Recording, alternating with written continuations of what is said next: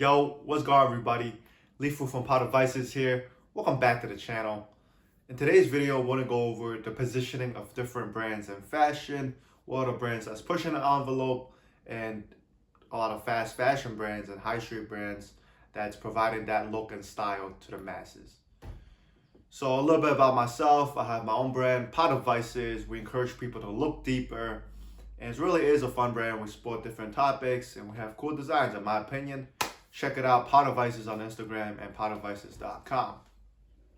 So none of what I'm about to say is financial advice.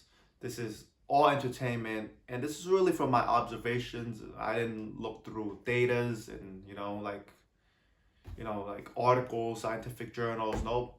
But I do read a lot of blogs and publications. Outlander Magazine, Hypebeast, High Snob, Complex. I'm on TikTok. That's so funny to say. But I'm in Soho a lot. Wherever I'm outside, I like to see what other people are wearing. I'm window shopping in a lot of these stores, just checking out what the people are buying, what the store is selling. So I feel like I have a pretty solid understanding. And feel free to share your opinion in the comments. So how I see it is these more niche, more cult brands with cult-like followings, such as Palace, Supreme, Cortez, and you have smaller brands that are started by like YouTubers such as like Sanjeev, Haven Court, just to name a few, right? Bare Knuckles.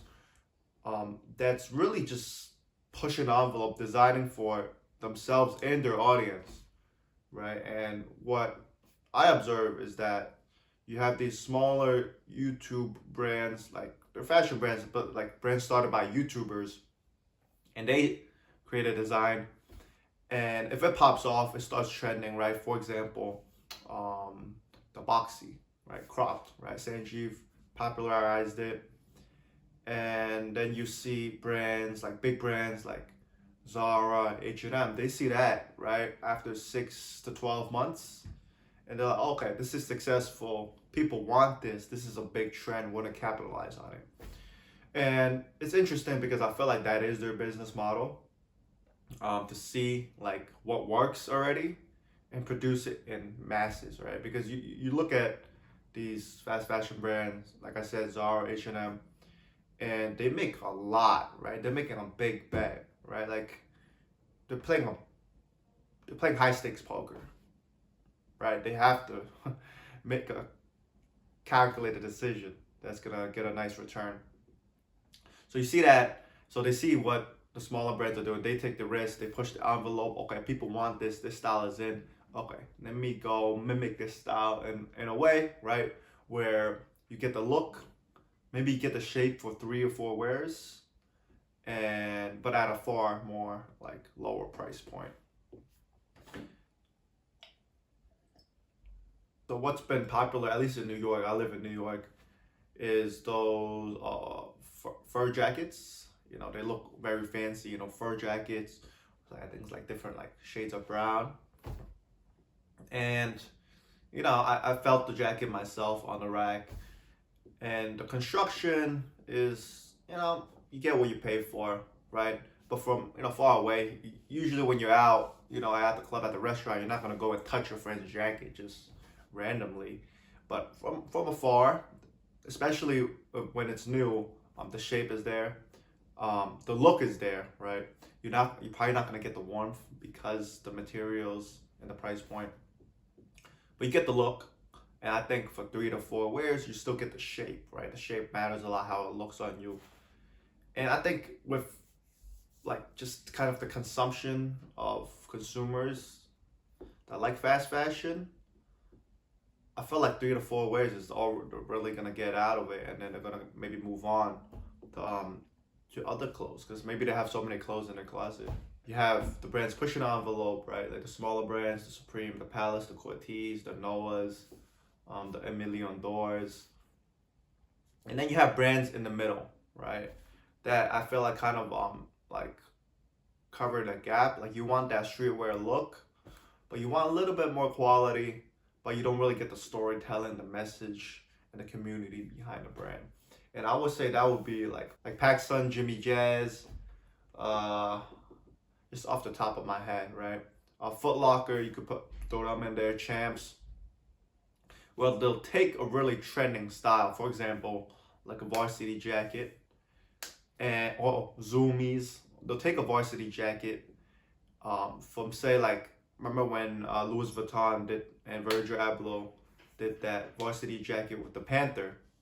PacSun will go and make a similar looking jacket, but there's no messaging, right? Like, instead of something that is meaningful, they'll just kind of put words that, like, you don't know what's really connected to because it's just PacSun, and then they'll put it out, right? And it's interesting, right? Because I go over into Soho and all this stuff, and you look at the materials that a lot of these garments are made of, right? And like, and have to make my own clothes. I do know the cost and the price point of different things, and it's like a way different game, right? Because when you have physical locations, brick and mortars, in the most high traffic areas in the U.S., around the world, right? Like, you have people feeling your product in person. They can return it if they want.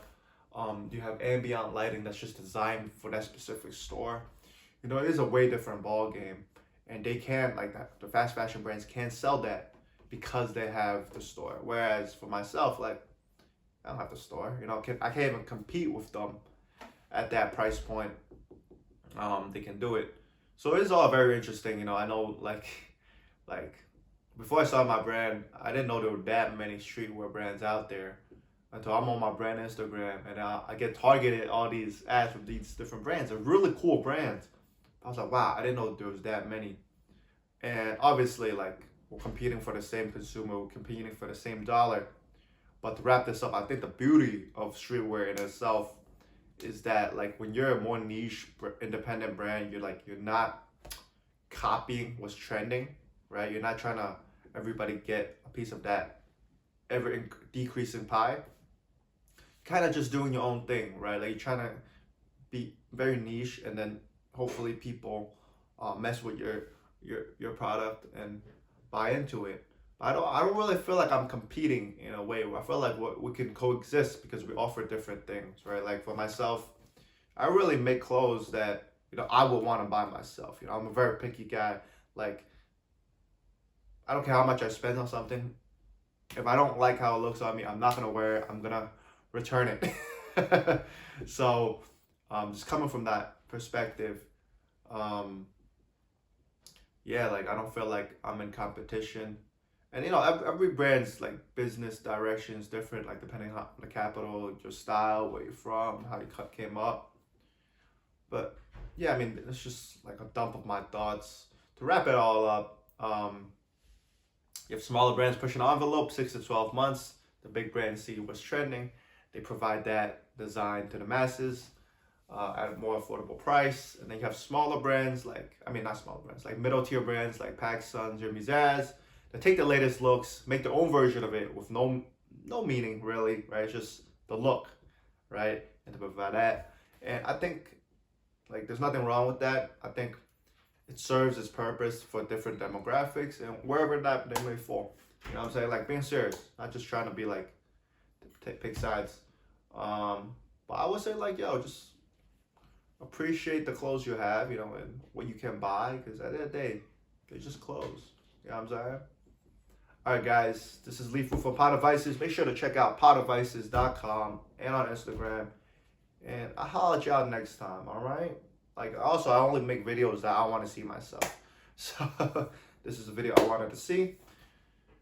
Hope you liked it. Peace.